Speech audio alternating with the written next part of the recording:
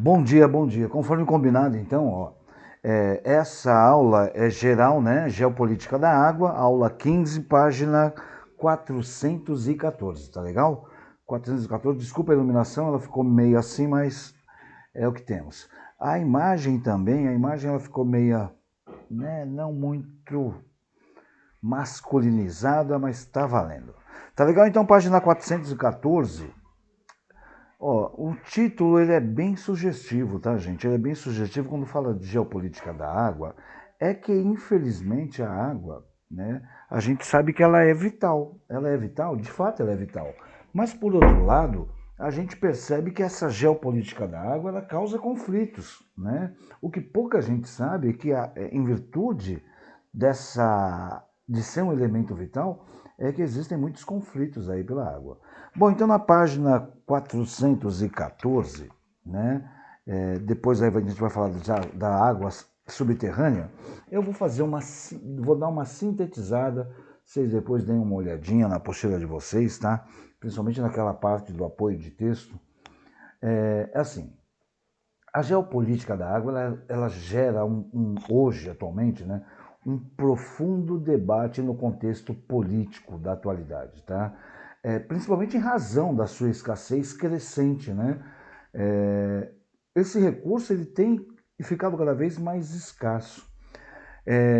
Isso em virtude do seu caráter extremamente estratégico. Ou seja, a água doce, que é própria para o consumo, ela, a gente pode afirmar hoje que ao lado do petróleo, ela é o mais estratégico dos recursos naturais da atualidade. Por que, professor, o mais estratégico recurso natural da atualidade? Porque depois a gente vai ver a configuração da distribuição da água, né, pelo redor do mundo, e vocês podem acompanhar na apostila de vocês, até na parte daquele texto de apoio, que ela gera, além desse debate, né, o que eu posso afirmar para vocês, através de estudos, é que com o crescimento do impacto, né, das atividades, tá? Quando eu digo crescimento do impacto das atividades urbanas sobre a natureza, a disponibilidade da água ela encontra-se cada vez mais rara, né? Sem falar em algumas áreas que já apresentam aí uma tendência natural para esse problema, tá legal? Então é por isso que é quase que um consenso, né, geral no âmbito das ciências políticas, né, do século XXI, que vai haver disputas internacionais pelos recursos hídricos. E isso nos faz pensar então na questão geopolítica da água, tá? Eu posso afirmar para vocês que é errôneo, porém, né, pensar que as tensões diplomáticas e esses possíveis conflitos internacionais pela água sejam uma novidade no mundo. Né? Desde as primeiras civilizações lá atrás, vocês podem constatar com Magno, né, que há disputa por territórios com áreas de rios e reservas hídricas. Né? Isso foi algo muito recorrente. Né? No século XX, vários casos, né, a gente percebeu e foi notificado que vários casos assinalaram, né, essa questão, que tende a aumentar ao longo das próximas décadas aí, em várias regiões do planeta. Tá legal? Então, assim, esses conflitos do passado, né, em relação à água, eles não eram o propósito principal das ações militares. Né? Então foi por muitas vezes disputada essa água, tendo em vista aí que quem controla esses recursos hídricos e a sua disponibilidade possui uma ampla vantagem estratégica, né, sobre qualquer adversário. Quem tiver o domínio da água vai ter é como se fosse uma hierarquia, né? Então, nós podemos observar aí o conflito entre o Sudão e o Sudão Sul, né, que dura, não que acabou, que ainda dura, perdura, né, várias décadas e no seu ponto culminante, né, no pico desse conflito, culminou aí na criação, em 2011, né, de uma trégua não definitiva, tá? Por conta da briga incessante pela água. Então, isso é um exemplo desse tipo de ocorrência, tá legal? Os recursos naturais da região, incluindo aí alguns poços de petróleo, oleodutos e reservas de água, eles estão entre os elementos de maior entrave entre as frentes de batalha aí, tá? Eu posso citar também a Guerra dos Seis Dias, né? Já devem ter visto em história a Guerra dos Seis Dias em 1967, quando Israel ele consegue ampliar aí em grande parte as suas fronteiras lá no Oriente Médio. Então um dos alvos conquistados foram lá as colinas de Golã, né? Por que a colina de Golã? Porque abrigavam nascentes do Rio Jordão. Esse foi o motivo da Guerra dos Seis Dias. Obviamente que as pessoas mascaram aí alguns motivos, mas o motivo da Guerra dos Seis Dias, né, foram as águas, né, nascentes do Rio Jordão. Então, assim, o acesso às águas subterrâneas por parte da população palestina, hoje ela é controlada pelo Estado israelense, o que gera aí uma elevada discórdia e fica um clima de tensão no ar, né? E até motivo de muitos atentados terroristas, né, que ocorrem naquela região. Gente, ó, o Oriente Médio, aliás, convém lembrar que ele é um dos pontos de maior risco da elevação do número de disputas internacionais pela água. Tá legal? Em primeiro lugar, é preciso enfatizar que dos 15 países que mais sofrem com a escassez da água, 10 estão naquela região, tá, do Oriente Médio.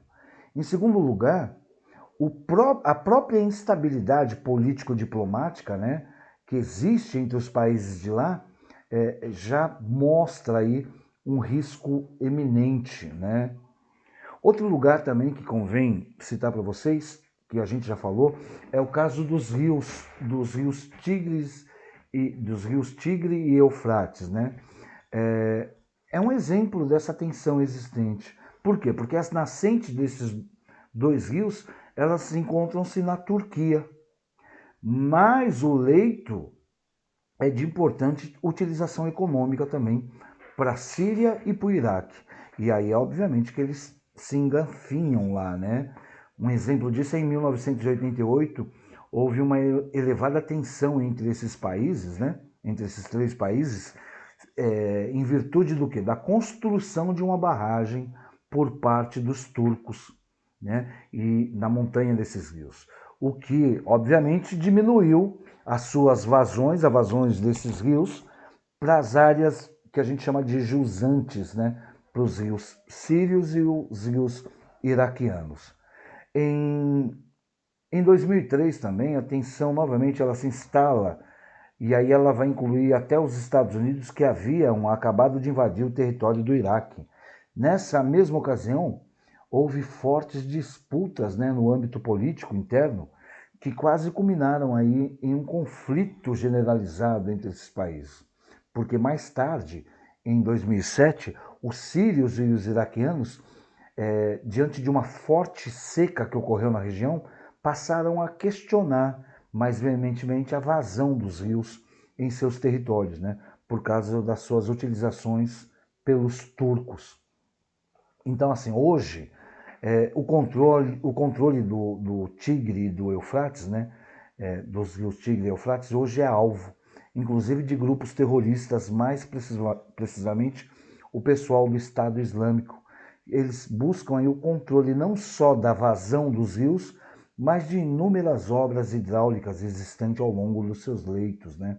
Então, nesse caso, o caráter estratégico de uma ocupação sobre os cursos da água, ele torna-se aí uma arma de guerra. E essa arma de guerra é capaz de ampliar aí a sobremaneira os níveis das disputas geopolíticas nessa região, tá? Então, semelhante a esse processo, também tem lá no Rio Nilo, né, lá no continente africano. Aí envolve o Egito, a Etiópia, a Tanzânia, Uganda, Sudão. Os acordos internacionais sobre a vazão do rio e o controle das suas atividades parecem até hoje não diminuir. a tensão política que existe entre esses países, né? Em torno do quê? Em torno da utilização das águas desse importante rio. A gente ouve pouco falar, a gente dá pouca importância, porque nós não temos esse problema, né? Então, assim, o sul do continente africano, né, na bacia de Okavango, existe uma disputa entre Etiópia, Botsuana, Angola e Namíbia, né, por uma vazão pequena. Então, diante de tudo isso, a gente pode acreditar que outros cenários existem aí em praticamente todos os continentes do planeta, né? E aí a gente ressalta que o controle da água, sobretudo das nascentes de grandes rios, e também eu posso colocar áreas de grande disponibilidade de água subterrânea, é um item altamente estratégico. E por isso, né, que teme-se que o mundo possa conhecer ainda mais conflitos, até mesmo guerras envolvendo vários países pela posse de água potável, né? Por quê, professor? Porque a água potável ela se encontra cada vez menos disponível em várias partes do mundo. Essa é a triste realidade. Tá legal? Ô, queridos, então assim, façam os exercícios em cima dessa explanação, né, até a água subterrânea, e depois a gente vê a aula 15, tá legal? Deus abençoe a todos, forte abraço, boa semana, estamos juntos.